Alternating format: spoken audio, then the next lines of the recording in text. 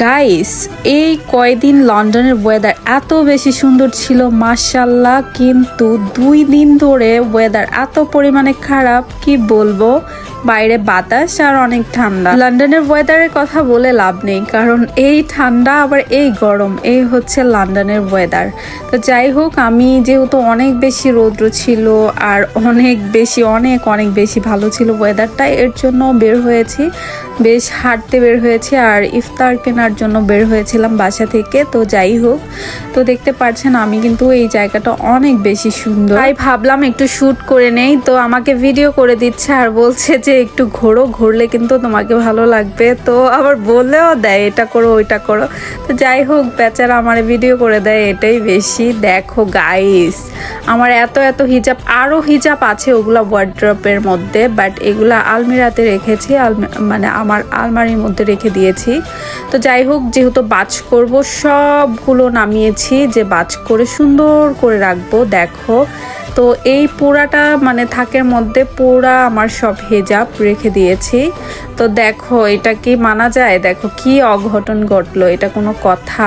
ভালো লাগে না আমার, মানে এরকম যদি হয়। একটু জাস্ট আমি ওই রুমে গিয়েছি আর দুধ পরে একদম শেষ, সব কিছু নামিয়ে এখন সব কিছু ক্লিন করতে হবে। আর এমনি তো আমার কিন্তু এই কিচেনটা মানে পরিষ্কার করা দরকার ছিল। কিচেনটা কিন্তু আমি রান্নার পরে তারপরে পরিষ্কার করি, এভরিডেই পরিষ্কার করি, কারণ আমার কাছে পরিষ্কার না থাকলে একদমই ভালো লাগে না, সব কিছু ক্লিন থাকা লাগে, কারণ আমার মাথা গরম হয়ে যায়।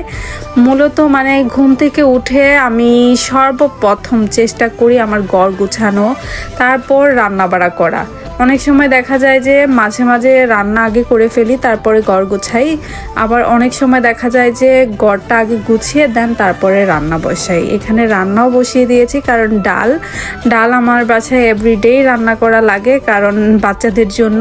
আর দেখতে পারছো আমি কিন্তু তেজপাতা আর হচ্ছে বলো তো এগুলা কি, পাঁচফোড়ন দিয়ে কিন্তু ফোড়ন দেব। তো আমার কাছে ভালো লাগে, খুবই সুন্দর একটা গুড স্মেল আসে। আমার মাকে দেখতাম সবসময় ডালের মধ্যে কিন্তু রসুনের ফোড়ন দিত, তো আমি আবার একটু অন্যরকম করে করি, আমার কাছে ভালো লাগে। মাঝে মাঝে পেঁয়াজ দিয়েও কিন্তু ফোড়ন দেই, আমার কাছে ভালো লাগে। আর এক এক সময় এক একটা দিয়ে ফোড়ন দেওয়ার চেষ্টা করি, কারণ সব সময় কিন্তু একরকম খেতে ইচ্ছে করে না। আবার অনেক সময় টক ডাল রান্না করি আমি। কে আছো আমার মতো টক ডাল খেতে পছন্দ করো, বাট আমি আনোয়ারের জন্য টক ডাল একদমই রান্না করতে পারি না, বাট মাঝে মাঝে রান্না করি, আমার কাছে ভালো লাগে। অনেক সময় দেখা যায় জলপাই বা টক জাতীয় ফল আমার বাসায় থাকলে আমি ডালের মধ্যে দিয়ে দিই।